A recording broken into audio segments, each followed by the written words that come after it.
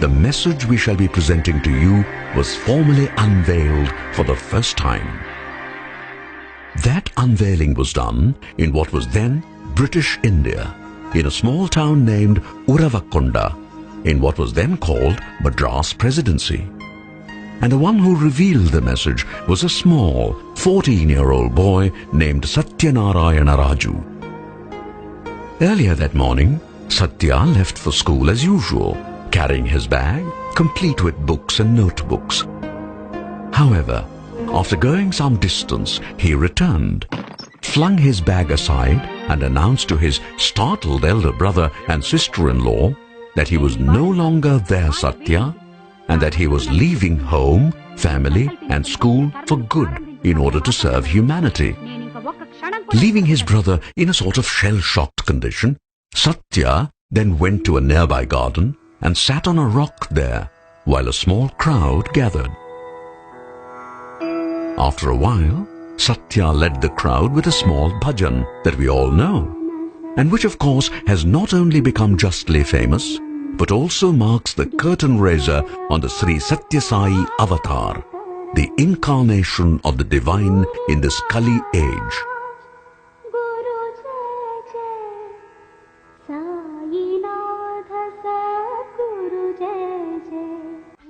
All that happened on 20th October 1940. To appreciate the significance of that event, we need to go way back to the year 1926, to the small and little-known hamlet called Puttaparthi. Here in this house in Puttaparthi, in the early hours of 23rd November 1926, was born a little boy, the same boy whom we saw earlier. This boy, whose full name was Sathya Raju, was the grandson of one Kondama Raju. His father was Pedda Venkama Raju, while his mother bore the name Ishwaramma. The Rajus were no doubt poor, but their moral stature was so high that all of them, Patriarch Kondama Raju in particular, commanded great respect amongst everyone in the village, both the rich and the poor. It was clear right from birth that there was something most unusual and extraordinary about young Sathya. In age and size, he was just another boy, but in all other respects, he was different.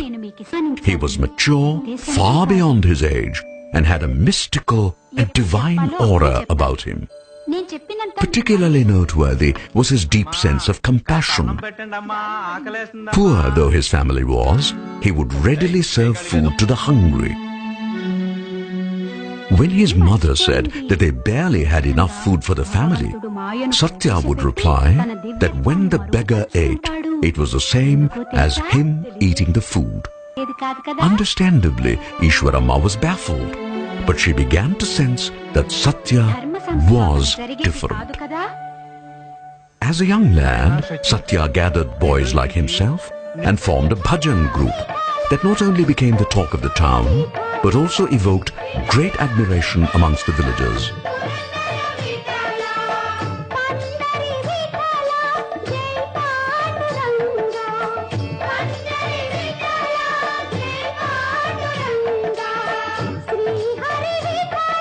Soon it was time to go to school, and since there was no school in the Puttaparthi of those days, Sathya first attended school in the neighboring village Bukkapatnam, having to walk several kilometers every day.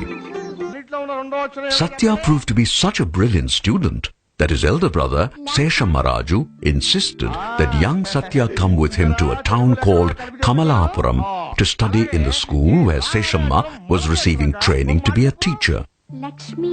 And so Sathya went to Kamalapuram to stay with his brother and study in the school there. Life in Kamalapuram was hard, with young Sathya being burdened heavily with a lot of household work.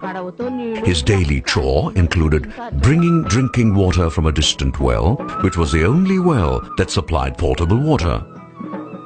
As in Bukkapatnam, Sathya excelled in school, becoming the favorite of both teachers and students as well.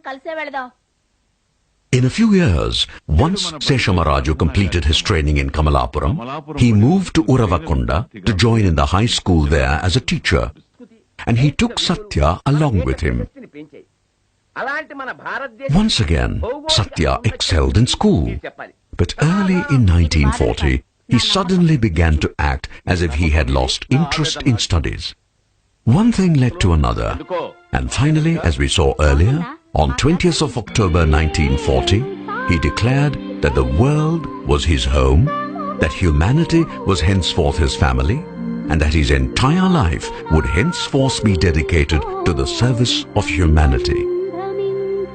When news of this reached his parents back home, they both were shocked and rushed immediately to Uravakonda to plead with Sathya to change his mind. That, of course, Sathya declined to do.